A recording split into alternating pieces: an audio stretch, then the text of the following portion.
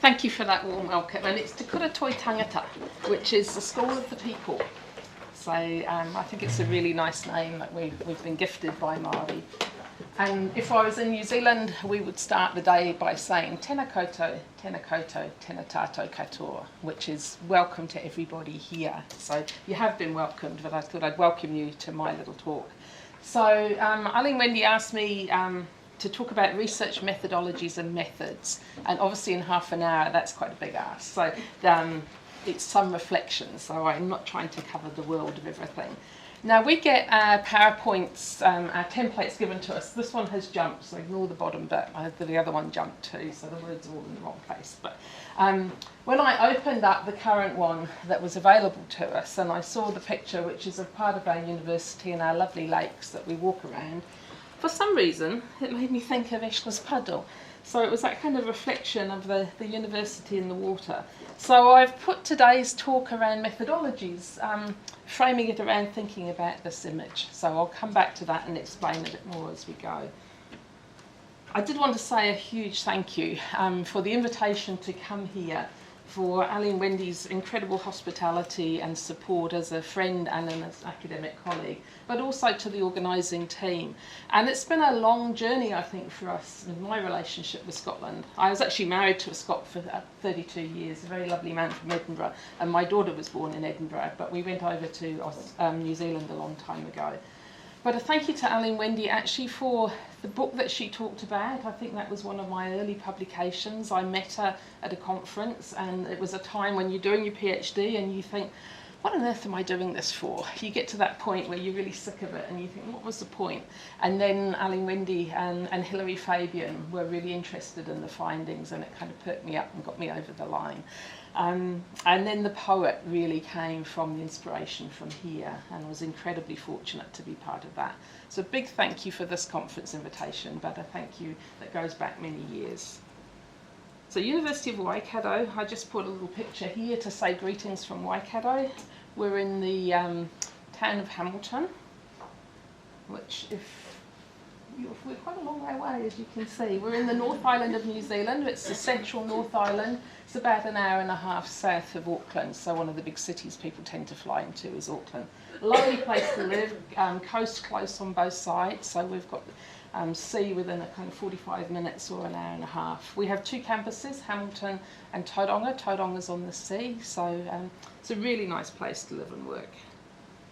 I just did a little comparison of our context. I hadn't realised that landmass, actually New Zealand's more like the size of the UK, so we're quite a lot bigger than Scotland in terms of landmass, but actually the population's not so very different.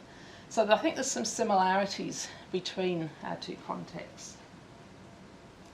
The talk's about methods, so I'm not going to dwell too much on context, but sometimes it's nice to just know a little bit about the background of the person standing here. So our New Zealand context in terms of early childhood services, we have teacher-led services and a range of different services. Some of those have particular cultural philosophies or particular language emphasis, and we have parent-led services as well. They all follow the same curriculum. So Te Whāriki, which I think many people here know about, is our curriculum for all services. Our children tend to start school when they turn 5.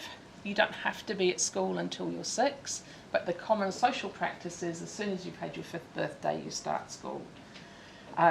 We have actually had a change to that. 2 years ago, our government decided, listening to the evidence from research, that children do well when they've got kind of social connections. We did start the option of a cohort entry, and schools could opt to do that, but not all schools do.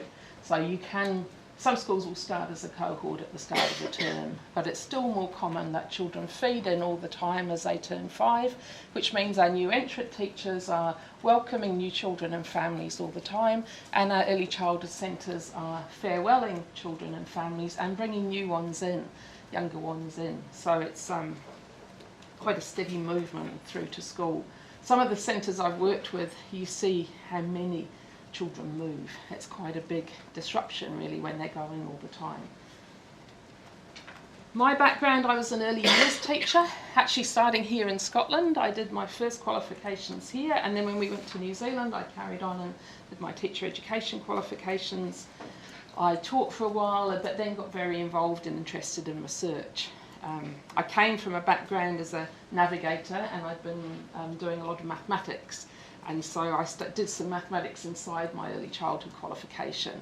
And the first job I got as a researcher was with the ministry researching young children's mathematics. So I'm... There we are. Oh, well done. Thank you. Right, we're not quite sure how we fixed it, so that's a slight problem because we won't know what to do if it goes wrong again. Anyway, so I got involved in research, and it's been a wonderful kind of over 30-year journey now being involved in different kinds of research. I'm head of school of our School of Education, Te Kura Toi Tangata, and an associate director of our early years research group. And I think, as Sean mentioned on, it was part of the current Te Whāriki update, which is 2017. So today's talk, I just kind of broke it down into some areas that I might mention. Each of them I'm really just going to touch on. So I won't read those out to you because we'll work through them. But I thought the first thing really follows on from what Aline Wendy was saying. You know, transitions research is evident in many national and international research agendas. It's been a growing wave of research, I think. From when I first began, there was very little transitions research in New Zealand. There was some, but not a lot. It was quite a new field to be part of. And then I saw over time, you know, the wealth of research that's been going on into transitions, just as Aline Wendy said. But we're still finding things that we want to explore further. I think this conference, it's amazing. It's a fabulous small conference, but there's many different countries represented here and diverse research interests. Aline Wendy mentioned the POET project, which was a 5-country research exchange project, and she's told you a bit about that. In New Zealand, we got Royal Society money to participate in that. So the European Union funded the European partners, but we as Southern Hemisphere people were able to participate in that. So I was very fortunate that our team was resourced by the Royal Society. And there was, as she said, a network of staff exchange and networking between the countries. And transitions as a tool for change was a key focus in the Scottish component of this, which was towards the end of the POET work packages. We moved around the different countries with a different focus in each place. And it was really exciting, I think, for our team coming here, thinking about that breadth of transitions. And I know our team really enjoyed thinking beyond just the early childhood to school transition, but the wealth of work that was going on here and that opening up the space as a tool for change.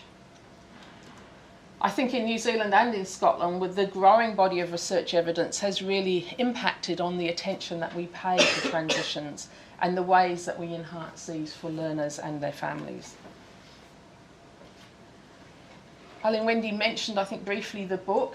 We're really excited to be able to claim this area as a field of research.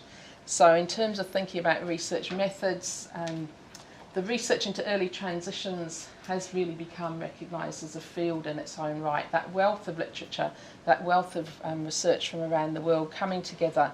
So the book that she mentioned is this Bloomsbury Handbook of Early Childhood Transitions Research. And it's bringing together contemporary transitions research, theoretical approaches, research case examples focused on transitions for children and their families during the early years. The book really has a kind of a sub-theme of which path to take. When we thought about it, we wanted it to be useful to other researchers. So that whole thinking about choosing from the breadth of methodological and methods that you might set out to answer your research questions. So there's more than 35 leading and emerging researchers involved in putting together this handbook. So we think it's going to be a really useful tool for transition, actually, or tool for transition research, because it's quite explicit about methodologies and methods.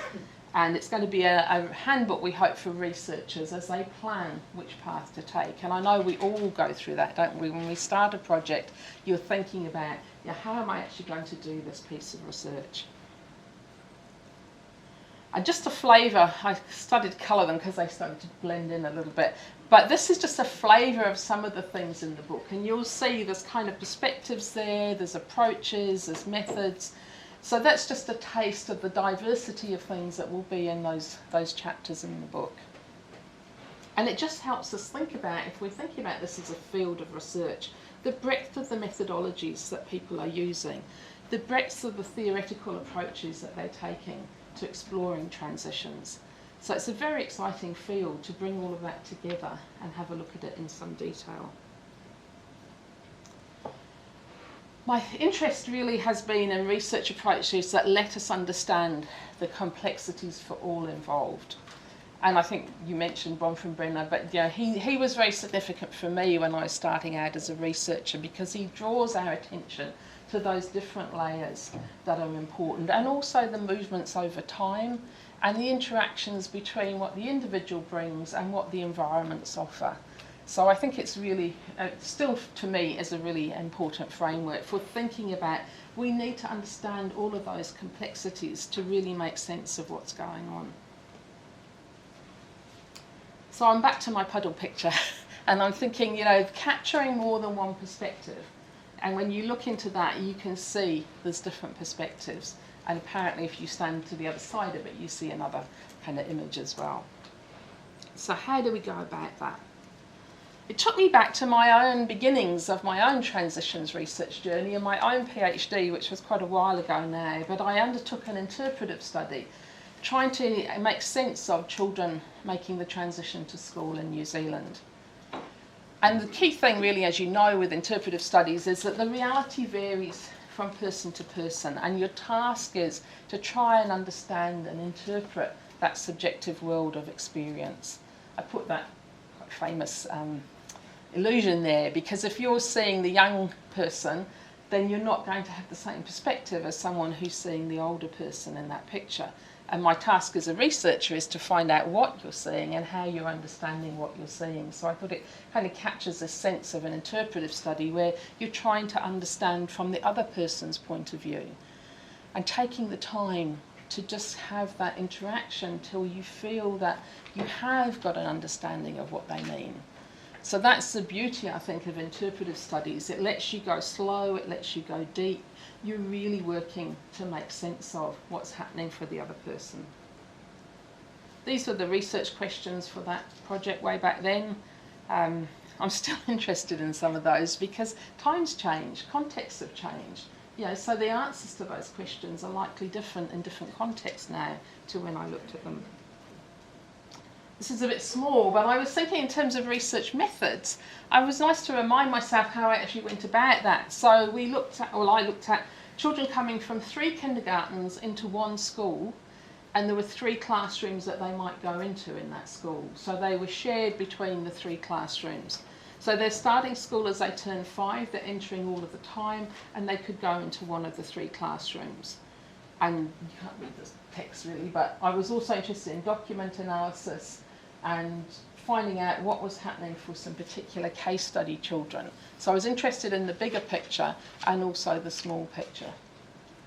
So as an example of research, it was really trying to capture what was going on for the different participants. And it was really useful and interesting to me to have that opportunity because you could start to understand what was going on. The school were particularly interested in doing this because they didn't understand some of the parent perspectives that they were picking up at the time. But by talking to the parents and then looking at what they experienced in the school, you could see why they were perhaps thinking the way that they were. So one example of it was the school said, I don't know why the parents are so concerned about the alphabet. It really doesn't matter to us whether they know the alphabet. We want to know that they're happy and that they're coming into school feeling confident and can manage their belongings. But when we looked at the reporting back that schools did, the first report was all about how many letters of the alphabet the children knew. So it was immediately obvious. That goes out in the community, people talk to each other, the parents were picking up. The really important thing is going to be how many letters of the alphabet. That's just one tiny example of the many things that you can explore. And I had 7 case study children in the middle of this that I was following from when they were 4 through the families choosing which school they were going to go to. And I lost a few because they didn't go to the school that I was researching with, but 7 did, and followed them through until they were nearly 7. So I had this in-depth picture of their transition. And then my supervisors at the time said I should get this thing finished, and so I probably would have loved to have carried on until they were adults like Al and Wendy have, but I put the covers on mine and lost touch with them. But there was a lot of observation, there were a lot of interviews, and it was really nice keeping in touch over that longer period with families, because they would save up things to tell me about. You know, they knew I was going to come again, and they knew I was interested. And the children got used to me and were much more able to converse with me. And I just put this, I'm going to on about children in a moment. So the detail of it all coming together gave a lens for observing the interaction of children and their environment, the people, places and things that were part of their lives, what the environment offered and how that shaped their journeys. So the little zigzag was, what I ended up drawing was the child's pathway shaped by these bigger and smaller arrows, the small ones being their interactions and the bigger ones being what's going on around them that also shapes the pathway. The weaving at the back is a bit like our te whāriki, a weaving, to say actually when you're doing this research and you're doing it in a lot of depth, there's still a huge amount that you don't know what's going on, so you can't look at every thread. So I put that weaving at the back to remind me I'd pulled out a lot of detail, but you still wouldn't, I still don't claim that I know everything. And I think that's the challenge, isn't it, when we're doing research? There's so many factors that can be shaping what's happening for these journeys that take place. But I think the multiple perspectives certainly allowed me a much deeper understanding of what was happening. And during the years I was doing this research, this interest in children's perspectives was really growing within the research field. So when I set out, that wasn't very common, at least in New Zealand, that we talked to children. We talked to their teachers, we talked to their parents. We didn't so often talk to children. So that was becoming more of interest, so I did try. But I don't think my skills as a researcher were very good, and I don't feel that what I got when they were 4 and 5 was particularly strong. But as they moved on and I knew them better over time, I got really nice interviews and nice conversations when they were 7, where they helped me think about what we would tell other children and other teachers about starting school. So I'm not sure whether that was the children's age or just I got better skills as a researcher. But we've got Kate talking this afternoon about voice, so I took out my slides about how I went about getting those voices. As a comparison, because it's only a taster of research, I've gone for a very recent study of a very different model. So I've pulled out our Growing Up in New Zealand study, you have the Growing Up in Scotland study. As a complete contrast, mine was very small, very narrow, quite deep. This is a very large study, and they've just had their 72-month, well no, they haven't just had it, they had it a while back. But this report, which is quite new, is on the 72-month data. And it was an electronic questionnaire, and it went out to all of the families. There's over 6,000 families involved, and this questionnaire was to try and get some feedback around a whole lot of things, but the one I've pulled out for this particular presentation was thinking about the transition to school research. I've just put in here, what was interesting, they have a variety of research methods as part of Growing Up in New Zealand. And for this one being electronic, it was the first one, and there'd been some feedback that families would like that. But then the response rate was much lower than they've been having when they've done face-to-face interviews. And some bias about who completed it. So some of the families that they most wanted actually didn't take part. You can download the reports for Growing Up in New Zealand. I just put this one up here, it's probably hard to read, but it was just interesting to me is that how many they sent out by email and how many they had to use other means because the families didn't have email, and then how many people actually opened the email and how many did the actual survey from opening the email, and then who needed more help. And there's the arrow from the email and from other invited. So quite a lot, over 700 people asked for more help to do this. And then who entered the survey, who completed it fully and who completed it partially. So we often think that a survey is easy. but it's not, I think, is one of the messages from this. So there's quite a few challenges along the way to get the response rates that you might be hoping for. So the benefits of it, there's a broad picture of self-reported data from nearly 6,000 families.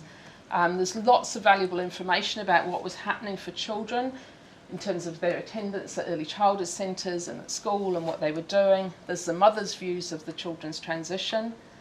There's findings are part of a long study from pre-birth to adulthood, so you can actually look at this particular finding in terms of things that happened before, and later we'll see what happens next. And you could compare it to things like the health data. What I found interesting looking at that very recent study was that mothers' main concern for children starting school tended to relate to whether they'd fit in socially and make friends, and whether they'd enjoy, as much as whether they'd enjoy school. So the making friends, the social side, really important in that big study. And guess what? In my little qualitative study way back, those were some of the issues. What I think is interesting as a researcher is we're still finding that children making friends is an important factor of the transition. And we still need work, I think, to do that better for them. So some survey challenges. I've just done a big survey for a project that I'm working on, and just that whole issue of accessing participants, finding the people that you want. I was really surprised with my current survey is that how many people wanted the paper copy. So electronic, we thought easy, we'll send it out by email and everybody will do it and it'll be quick and easy. No, I had this pile of paper ones, we had requests, we had to pay for them to come, I had to pay for them to be entered. But it was really important that we got people's views and we worked with what they preferred, and the paper was very popular. Interesting whether help's needed, and I was interested in growing up in New Zealand, provided help. We had some assistance from teachers for families to just work through what was involved in doing a questionnaire. Are you motivated to participate, and what quality is the data that you get? I'm conscious of my time, so I'm back to my puddle. What did I see? I think when we're doing research, is questioning ourselves, what did I see? And if you move away from it and you come back, what do I see if I look again in a different way? Being prepared to be surprised at what you found. What do others see when they look at what data I've collected? So I think that's another important reminder, not to be too certain too soon. The dilemmas and challenges of transitions research in diverse communities. It's a particular interest for me. Sometimes the communities we most want to research in are perhaps the most challenging to actually get them interested in being part of the research. You know, the people who volunteer may have one view that can be quite different to the people who are harder to reach. I thought those questions, I'm not going to read them because you know them. You know, they are the kinds of questions that we ask ourselves when we create a research project. But I thought if we asked these questions as from the point of view of our participants, what would it look like? So we go out as researchers knowing our answers, but what do they see as the answers to these questions? And whose cultural frame is underpinning the research that we're doing? We're very aware of this in New Zealand, particularly with working with our Māori colleagues. There's been a bit of a history of research that's not been positive for Māori. And kaupapa Māori is Māori reclaiming research methods and kind of theories about research. And I really like this framework. I think it's valuable whatever research we're doing, because they're good questions to ask ourselves. Yeah, how does the research process begin? Whose concerns, interests and methods of approach determine and define the outcome? So whose interests are these? Whose concerns are they? Yeah, who's going to gain from the research? Is it the researcher? Is it the funder? Or is it the participants? Is anybody going to be disadvantaged by what we're doing? Does it reflect and constitute an adequate depiction of the social realities of the participants? Do we know enough about the participants to adequately represent what they're saying? I think it fits with what Arlene Wendy said about children. You know, do we represent them adequately in what we do? But what about other participants, other worldviews, other kinds of knowledge? What authority does the research draw from? And who are the researchers answerable to? Who's got control over the procedures, the evaluations, the construction, the distribution of the knowledge? So I really like that framework as a self-check of what we're doing.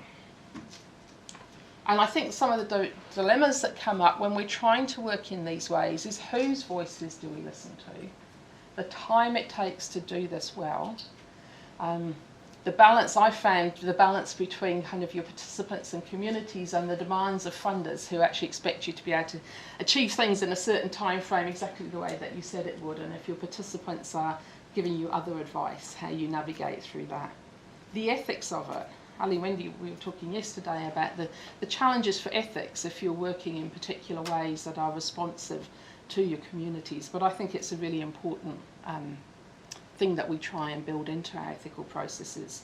So we've come in New Zealand to thinking about research with, for and by Māori, so that there are some things that only Māori would research, and there's research with where you're lucky enough to be invited to research together, and that's been a position I've been really fortunate to have. I'm not going to dwell on this, but there's also the working together view of when you bring the two worldviews together. And so this is thinking about the kitties are your kind of baskets of knowledge, and there's views from both sides, and we can weave them together if we have the opportunities. I can see I'm getting ready to finish me, so I'm down by the clock there. So I think, what do the participants see when they look at me and my research is another view of the puddle that I'd like to think about. And sometimes getting it wrong can, slide title, that's unusual, isn't it? Sometimes getting it wrong can open possibilities for greater insights. We've just had that experience recently with a project I'm doing. We found quite a few people didn't want to respond to be interviewed, so we decided, what do we do about this? Well, we just went out into the communities and said, hey, tell us what we need to do. How would it work for you to be part of this research? And we learnt so much. We've realised that that was actually a really important step. We'd done it at the beginning, but we needed to check in 6 months later. How would it work for you? Don't come when it's seasonal work time. Don't come when we're fruit picking. Come when it's a good space for us. So just to finish, here's a nice word for you to take home. Whakawhanaungatanga. I was told by my Māori colleague what we needed to do was this whakawhanaungatanga. Whanaungatanga is about relationships and expectations. Whakawhanaungatanga is about getting to know each other, and we need to keep doing that if we're going to work authentically with this kind of research in communities. And it takes time, it takes food, sharing of yourself, but also one of the things as a European researcher I'm aware of is how much do we give back to communities that we've been working with? We take their information and we report on it, but what do we give back? So we've been called to attention as to what we give back. So, thank you very much.